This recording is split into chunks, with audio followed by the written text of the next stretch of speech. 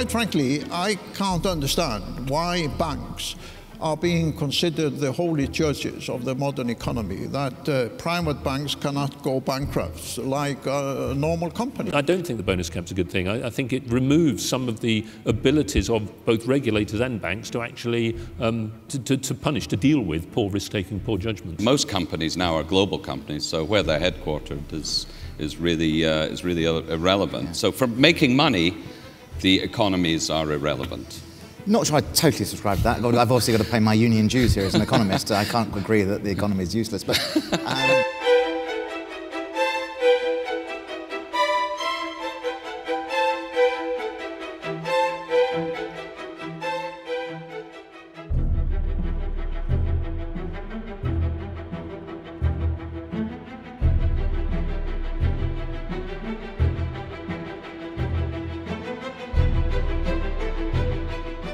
Either you ask yourself what is morally and ethically correct, and even if the rules would allow certain transactions, you would not do them because you think it's not right.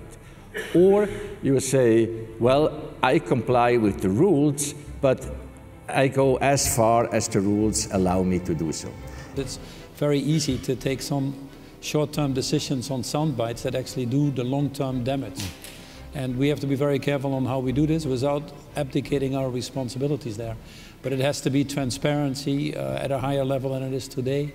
Yeah. It has to be paying tax where your economic activities are. Yeah. We have to look at some of these tax havens and ask the questions, what do they really bring to society or to your business model? Frankly, I've no idea whether Google or Amazon or Starbucks, what the facts are. And it goes to the point about transparency. It goes to the point about having much greater transparency about tax costs in large companies. There's some proposals out there around multi-country, single country disclosure, which I don't think is a good idea. I think it creates a burden, but there are other ways to be more transparent.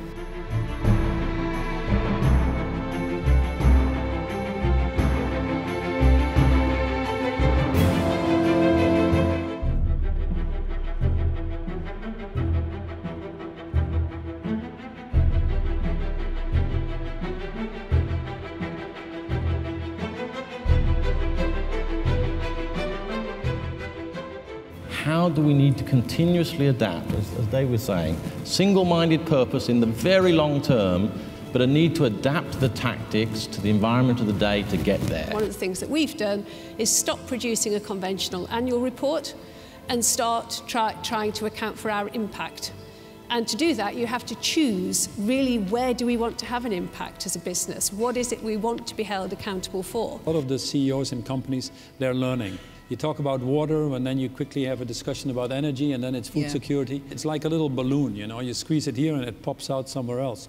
So how do you deal with that? In your areas of business, try to find that tipping point. And increasingly we're able to do that, I think, with some of these coalitions, be it the Global Consumer Goods Forum, the World Business Council for Sustainable Development, the UN Global Compact now that we're starting to leverage increasingly more, and off you go. I can assure you that we will do what we can at the London Business School to make sure that we carry the debate forward, that we carry it forward not just in terms of the research we do, but also the way in which we carry it into practice.